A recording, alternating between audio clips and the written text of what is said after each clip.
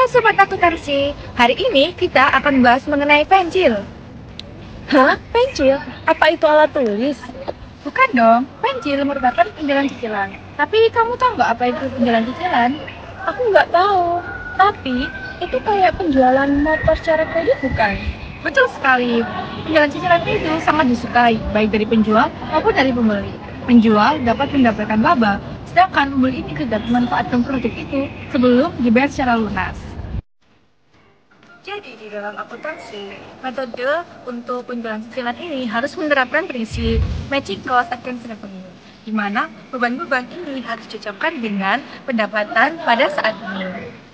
Nah, maka dari itu pengampuan laba kotor pada sistem ini menggunakan dua metode. Yang pertama, metode penetapan laba kotor dalam periode penjualan.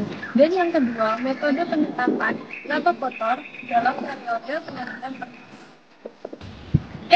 Terus apa sih perbedaan dari dua metode tersebut? Pertama, metode penetapan laba kotor saat penjualan. Nah, ketika kontrak ditandatangani, semua pendapatan langsung diakui. Tapi, jika perusahaan menggunakan metode ini, perusahaan harus mencatatkan biaya-biaya, seperti biaya kemungkinan gagal bayar, atau juga biaya pembatalan kontrak. Pada metode yang kedua, penetapan laba harus sejalan dengan realitas.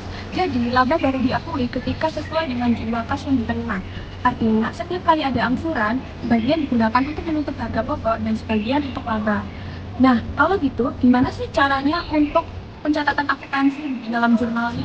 Nah, untuk badan dagangan yang menggunakan sistem penjualan cicilan, laba diakui sebesar persentase laba kotor dikali kas yang diterima. Nah, kita ambil contoh jurnal dari penjualan cicilan sebesar 110 juta rupiah, belum termasuk WWN dengan harga pokok 82.500.000 dan PPS 11%.